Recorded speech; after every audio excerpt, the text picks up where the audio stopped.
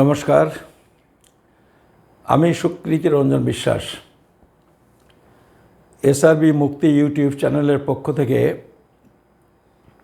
নাগরিকত্ব বিষয়ে কেন্দ্রের স্বরাষ্ট্রমন্ত্রী অমিত শাহ 2024 সালের লোকসভা নির্বাচনে তিনি পশ্চিমবঙ্গে ইলেকশন ক্যাম্পেইনে এসে বারবার একটা কথা বলছেন। সেই কথাটা নিয়ে আমি আপনাদের সাথে কয়েকটা প্রশ্ন নিয়ে কিছু মত বিনিময় করতে চাই।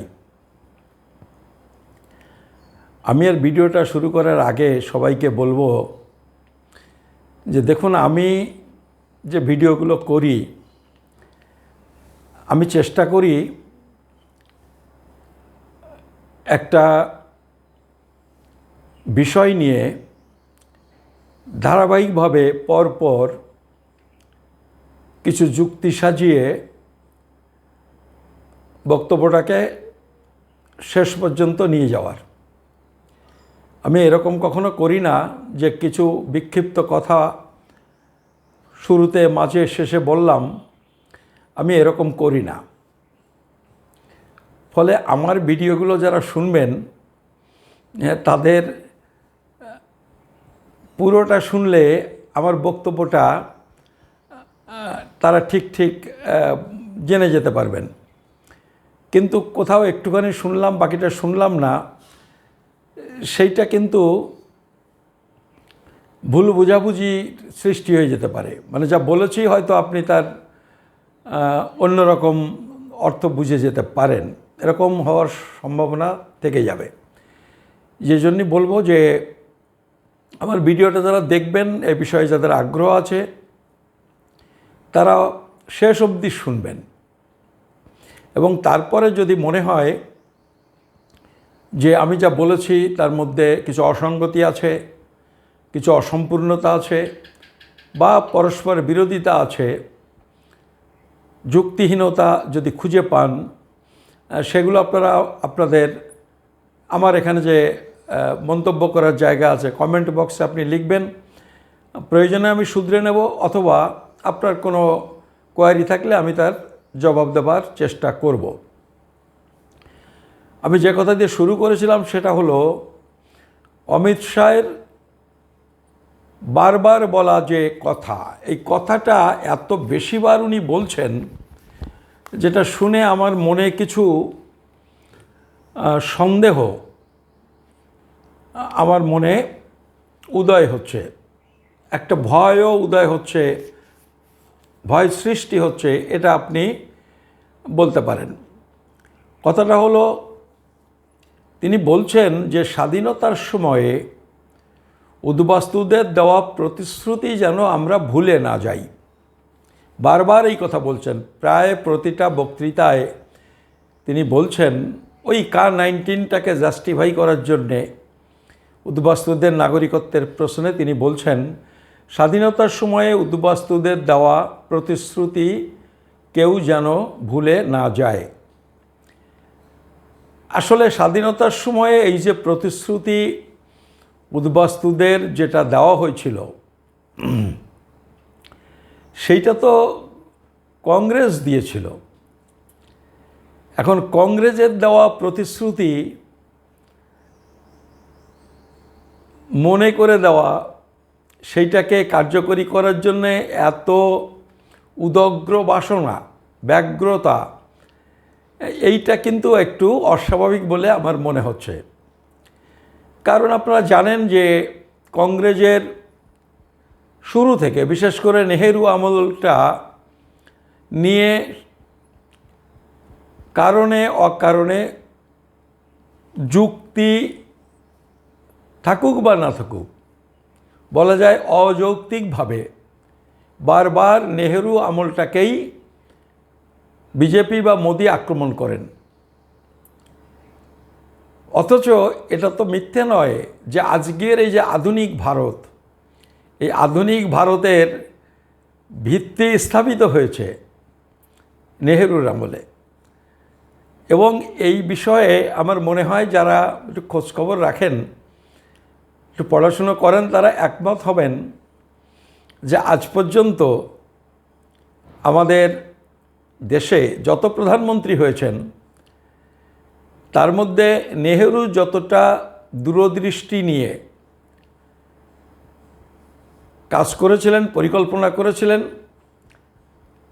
এইটা অন্য কোনো প্রধানমন্ত্রী পারেননি। আর এটাও ঘটনা, একটা দেশ সদ্য স্বাধীন হয়েছে, একটা সদ্য স্বাধীন দেশকে নেতৃত্ব দেওয়া আর একটা দেশ যেটা মোটামুটি এস্টাবলিশড সেইটাকে গতানুগতিকভাবে চালিয়ে নিয়ে যাওয়া, এর মধ্যে ডিফারেন্স আছে। দেশটাকে সদ্য স্বাধীন দেশটাকে নেতৃত্ব দিয়ে একটা জায়গাতে নিয়ে আসার যে কাজ, সেই কাজটা করেছিলেন নেহেরু। সেই নেহেরুর আমলকে তারা যে বিজেপি বারবার কারণে অকারণে যৌক্তিকভাবে যৌক্তিকভাবে নয় অযৌক্তিকভাবে আক্রমণ করেন, সেই বিজেপি, সেই নরেন্দ্র মোদী এবং তার সেনাপতি অমিত শাহ, তিনি বারবার মনে করে দিচ্ছেন যে কংগ্রেসের দেওয়া যে প্রতিশ্রুতি সে কথা যেন আমরা ভুলে না যাই। আমি আসলে আশঙ্কার কথা যেটা বলছি সেটা হলো আগামী দিনে এই উদ্বাস্তুদের বিরুদ্ধে এদেশের অন্যান্য মানুষকে খেপানোর কাজটা, উদ্বাস্তুদের বিরুদ্ধে খেপিয়ে দলীয় স্বার্থ উসুল করার কাজটা আগামী দিনে বিজেপি করবে কি না, বিশেষ করে পশ্চিমবঙ্গে, এইটা নিয়ে আমার একটা আশঙ্কা। এই কথার মধ্যে বারবার এই কথা বলার জন্যে আমার এই আশঙ্কাটা হচ্ছে, যে কারণে আমি খুব বেশি যুক্তি হয়তো খাড়া করতে পারবো না, কিন্তু আমার এরকম মনে হচ্ছে।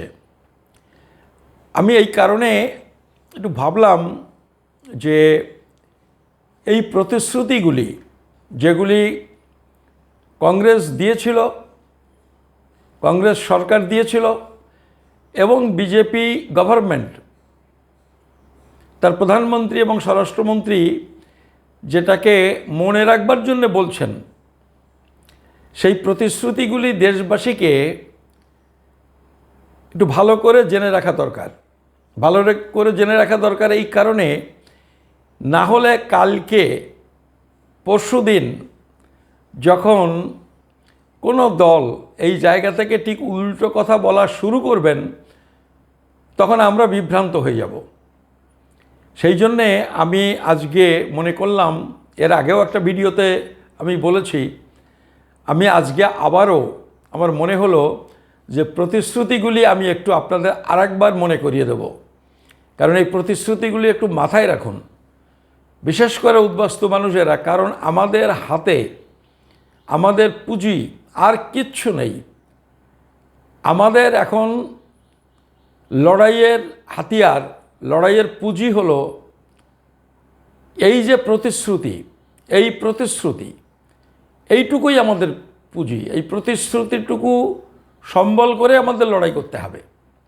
এবং সেইটা যখন বিজেপি এবং কংগ্রেস প্রতিশ্রুতি দিয়েছিল, বিজেপি বারবার বলছেন সেটা যেন আমরা ভুলে না যাই, ফলে এইটা আমাদের প্রয়োজন হতে পারে।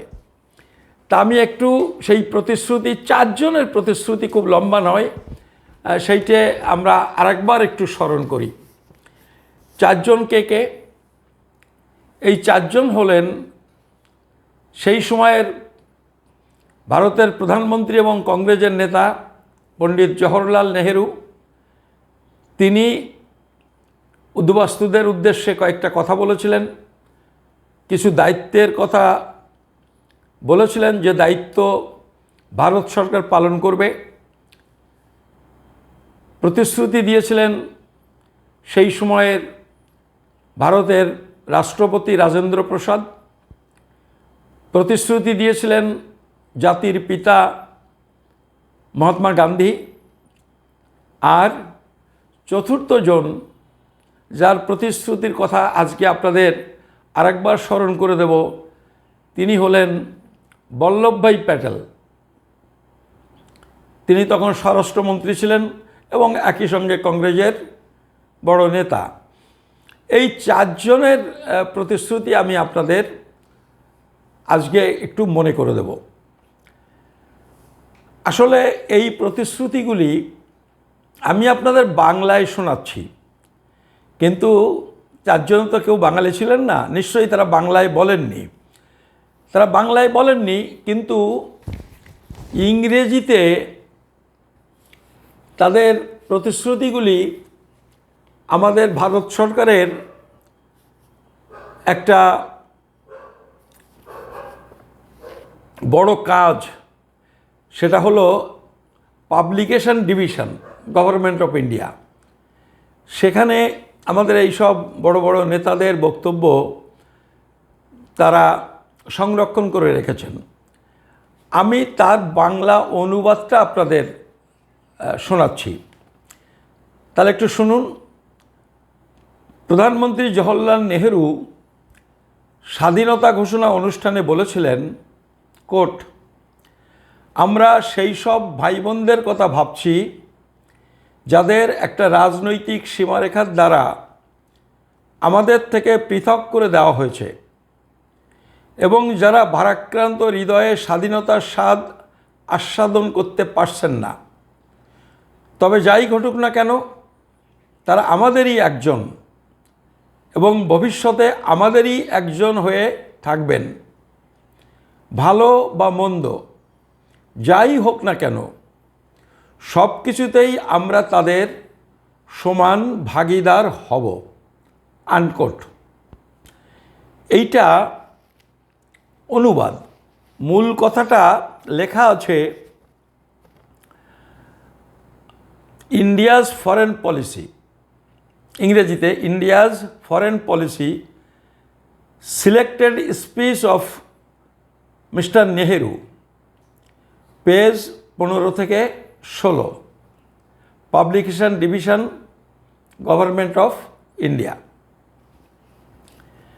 আমার এখানে অনুবাদ করা নেই, আমি এখানে দেখতে পাচ্ছি আরও একটা খুব গুরুত্বপূর্ণ কথা নেহেরু সাহেব বলেছিলেন, সেটা হলো এই, আমি ইংরেজিতে আপনাদের শোনাই, quote, now I have said and say again that in my opinion the Hindu minority in East Bengal,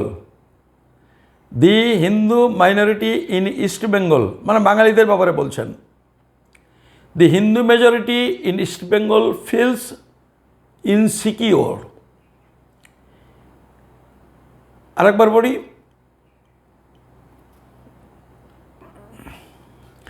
the Hindu minority in East Bengal feels insecure and therefore cannot settle down,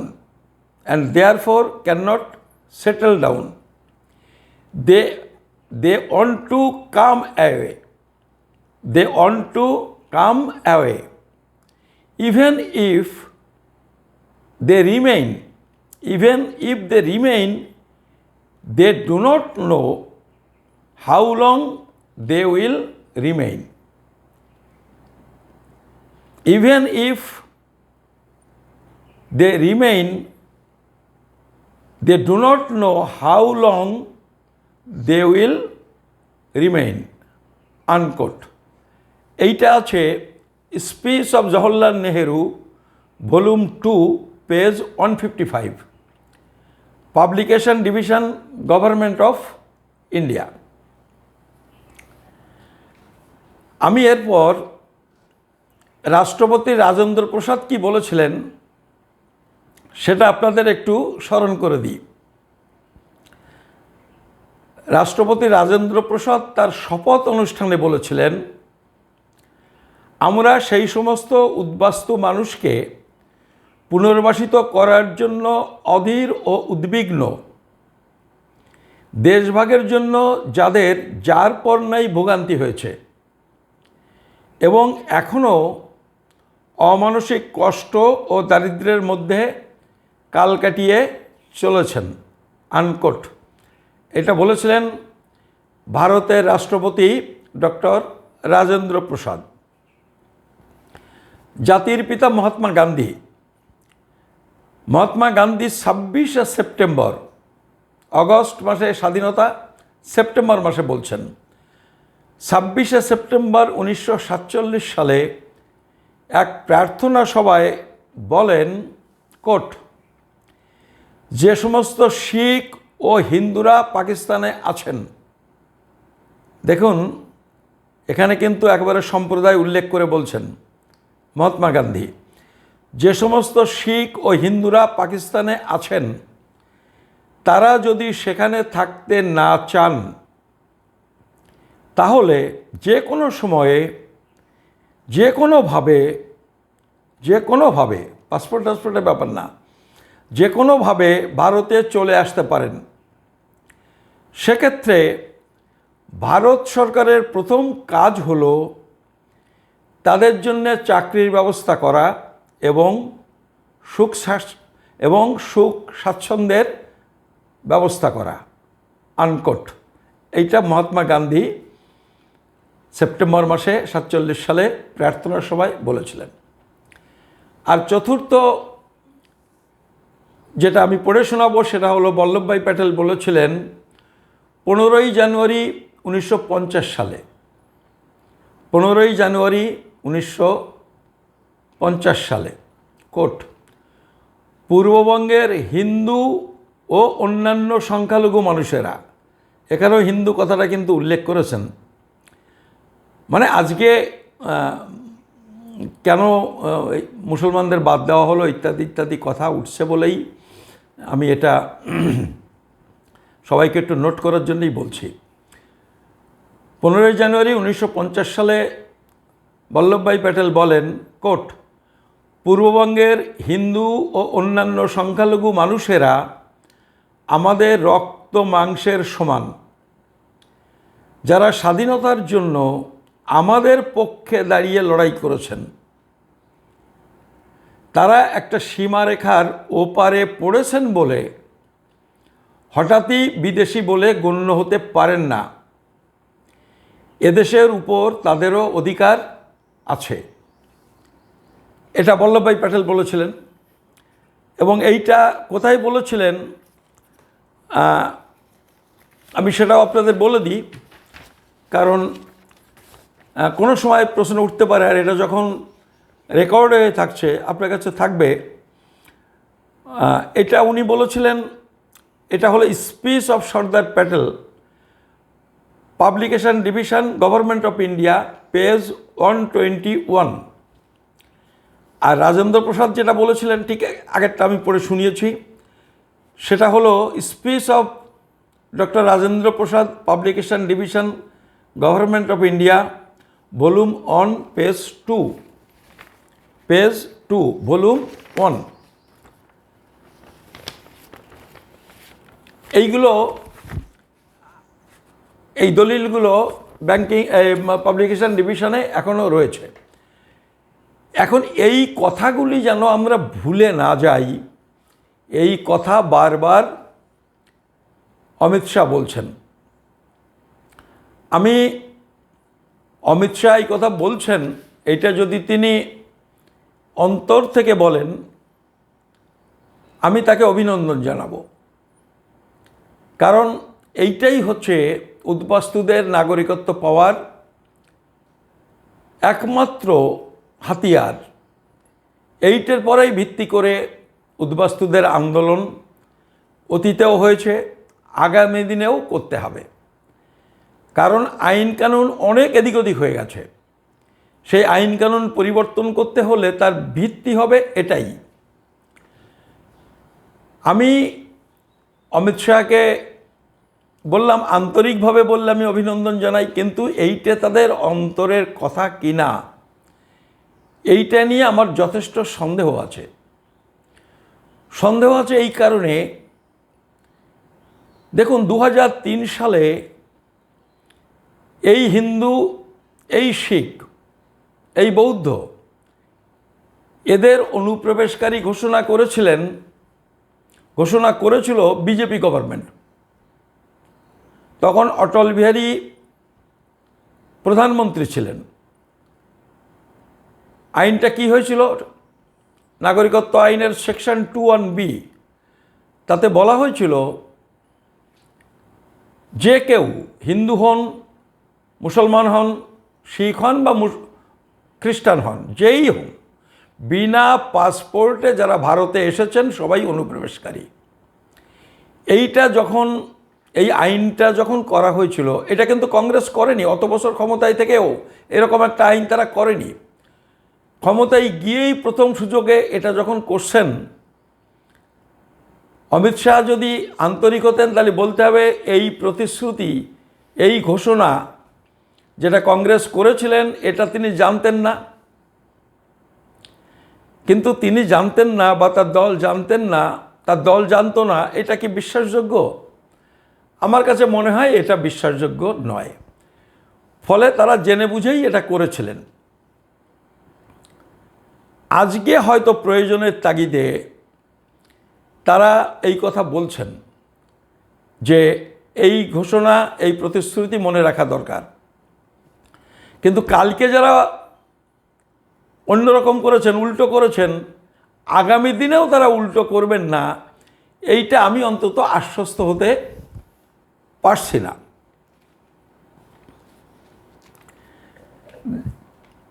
দেখুন, এই যে K-19 কার্যকরিত হলো 2024-এর March মাস থেকে 11ই March. তা 2024-এর 11ই March মানে rules তৈরি হলো এবং তা কার্যকরী করার কথা বলা হলো। তো 2024-এ এই আইন বলবৎ হলো, কিন্তু কাট অফ ডেটটা কবে হলো? যে কাট অফ ডেট করেছেন মানে অনুপ্রবেশকারীর তকমা মুক্তির কাট অফ ডেট, আমি নাগরিকত্বের কাট অফ ডেট বলছি না। সে অনুপ্রবেশকারীর তকমা মুক্তির কাট অফ ডেটটা কবে হলো? 10 বছর পেছনে গিয়ে এইটা করা হলো।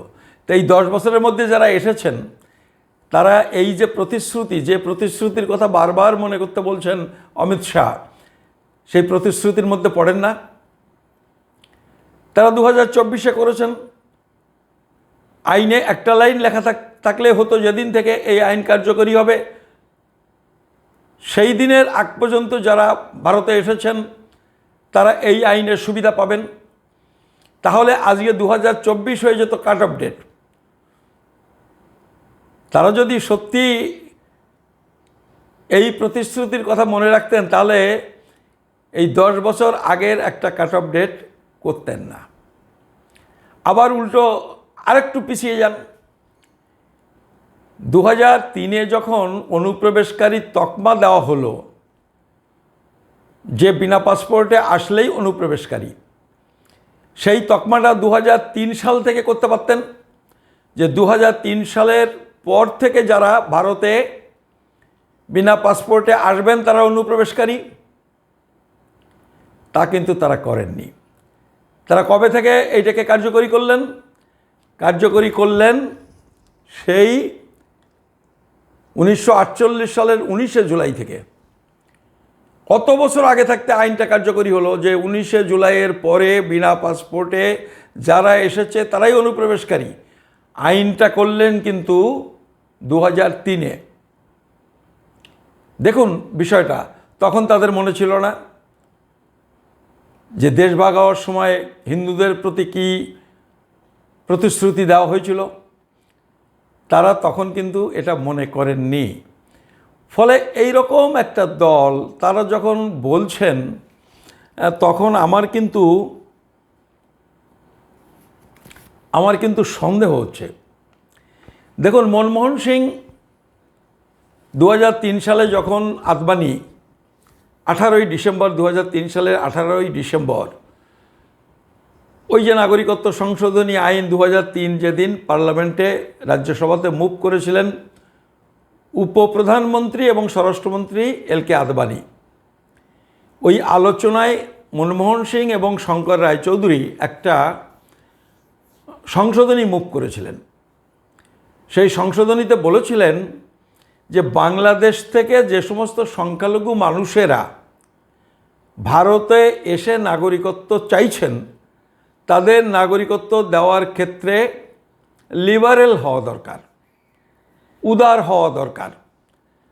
এই প্রস্তাবটা আদবানি এই প্রস্তাবটা বিরোধী দলনেতা মনমোহন সিং এবং শঙ্কর রায়চৌধুরী, মনমোহন সিং সেই সময় বিরোধী দলনেতা ছিলেন আর শঙ্কর রায়চৌধুরী আমাদের দেশের সৈন্যদক্ষ ছিলেন, তারা এটা মুভ করেছিলেন। আইনে কি করেছিলেন? আইনে বাংলাদেশ থেকে আসা মানুষ যাতে নাগরিকত্ব পান তার জন্য একটা স্পেশাল প্রভিশন করেছিলেন? করেননি। এখনও যেটা বলছেন, এখনও K-19 তা কিন্তু করেননি। K-19 শুধু 2003 হিন্দুদের অনুপ্রবেশকারী তকমা দিয়েছিল, সেইটাকে আজকে অনুপ্রবেশকারী তকমা মুক্ত করেছে।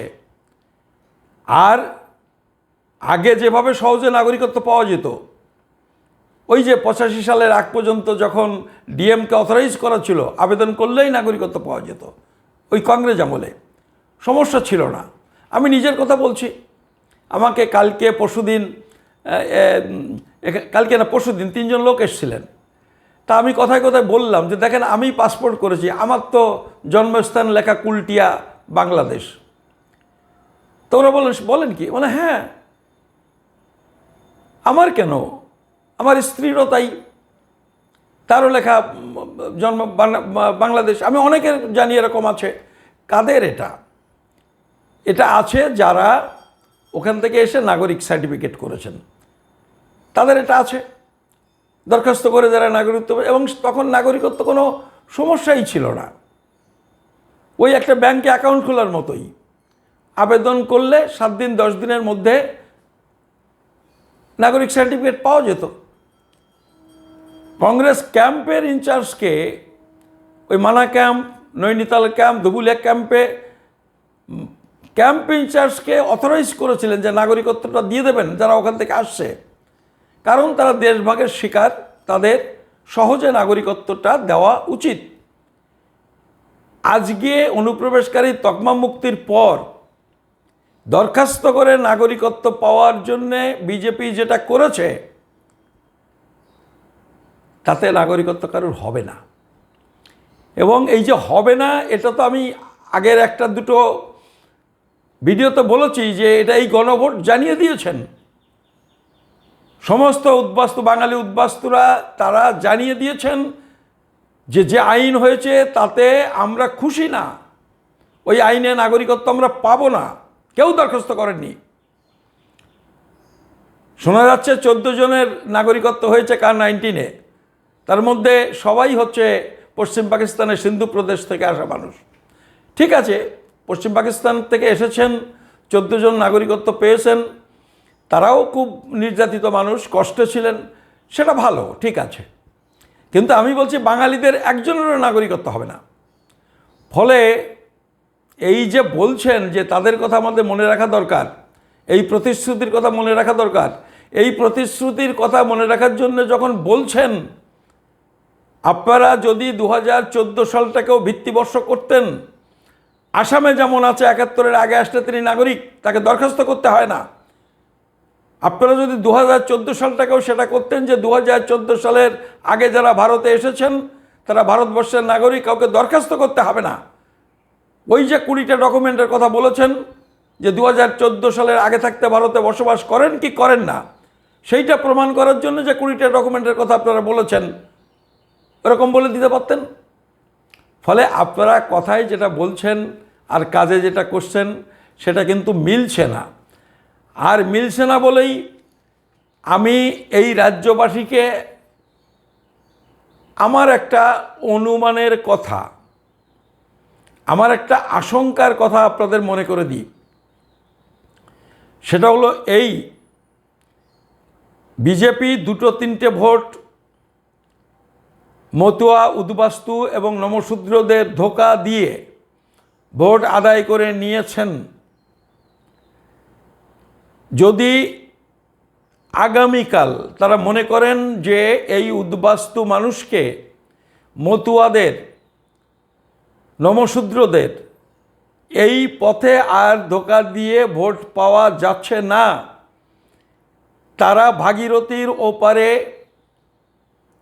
ঘটিদের, মানে আমরা যাদের ঘটি বলি, মানে এখানকার ভূমিপুত্র যারা, তাদের উস্কানোর রাজনীতি করলেও করতে পারেন। এইটা যখন আর হলো না, তখন হয়তো দেখবেন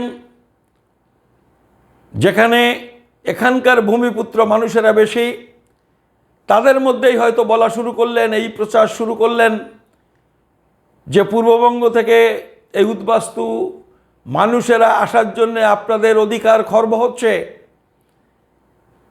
আপনাদের অধিকার তারা কেড়ে নিচ্ছে, এই বলে হয়তো ভাগীরথীর ওপারে তারা ভোট আদায় করার চেষ্টা করলেও করতে পারেন।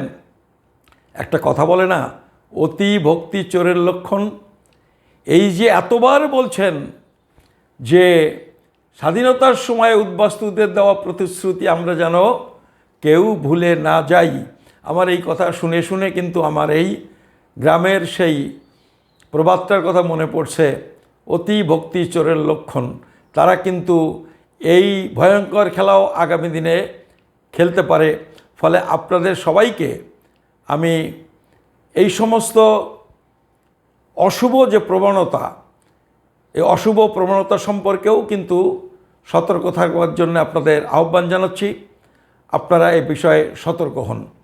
আর এই কারণেই যারা কাজে কথায় এইভাবে মানুষকে ধোঁকা দেন, তাদের ক্ষমতায় অধিষ্ঠিত করার জন্যে কোনো রকম ভূমিকা কারোরই থাকা উচিত নয়। আমি মনে করি উদ্বাস্তুরা বিজেপির এই যে ধোঁকা, এই যে অন্যায়, এই যে পাপ, তাদের একটা ভোট দিয়ে এই পাপের শরিক হবেন না, তাদের বয়কট করুন।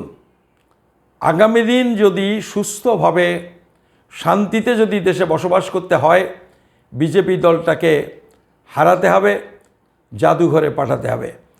বিজেপি দলটাকে জাদুঘরে পাঠাবার শপথ নিন। আপনাদের কাছে এই আবেদন রেখে আমি আমার এই বক্তব্য এখানে শেষ করছি। আর আপনাদের কাছে আমার অনুরোধ, আপনারা যারা এখনও সাবস্ক্রাইব করেননি তারা একটু সাবস্ক্রাইব করে দিন।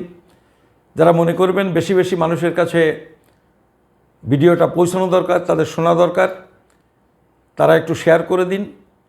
আপনাদের এই কথাগুলো বলে আরেকটা কথা শুরুতে বলেছিলাম যে ভিডিওটা পুরোটা শুনুন, তা না হলে আমি কি বলতে চাইছি সেটা অসম্পূর্ণতা থেকে যাবে বোঝার ক্ষেত্রে। আপনাদের নমস্কার, ধন্যবাদ।